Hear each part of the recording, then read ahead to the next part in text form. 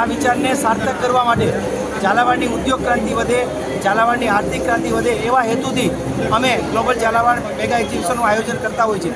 આજે આ global Jhalawad mega exhibition 2024ને સન્માન સમારોહ કરી અને જાહેર જનતા માટે ખુલ્લો મૂકવામાં આવેલો છે.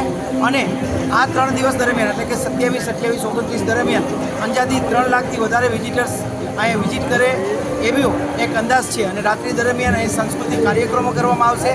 તેમજ આ એક્ઝિબિશનનું ખાસ આકર્ષક જે છે કે મિલ્ક ઉદ્યોગ, ખાંડ ઉદ્યોગ અને ખનિજ ઉદ્યોગ સાથે સાથે પ્રાકૃતિક ખેતી અને પ્રાકૃતિક ખેતીના એક અલગથી ડોમ છે, મહિલા ઉદ્યોગનો એક ડોમ છે.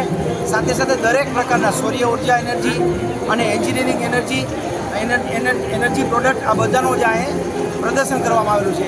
અને આ ઔદ્યોગિક પ્રદર્શનના આધારે ઝાલાવાડમાં રહેલી જે ઔદ્યોગિક તકો છે એને એક સારું પ્લેટફોર્મ મળે.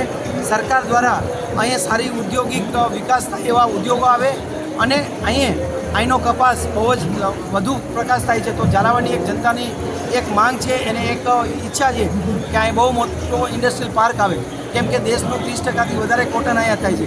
દેશનું 25%થી વધારે સોલ્ટનું ઉત્પાદન અહીં થાય છે. સૌથી વધારે ગુજરાતમાં સૌથી વધારે કપચી ગુજરાતના કોઈ પણ જિલ્લો એવો ને એવો જે સાયલાની કપચીથી નહીં બનેલો હોય, રોડ નહીં બનેલા હોય. ગુજરાતનો કોઈ પણ એવું કાપડ નહીં હોય જે ગુજરાત આપણે ઝાલાવાડના કપાસથી નહીં બનેલું હોય.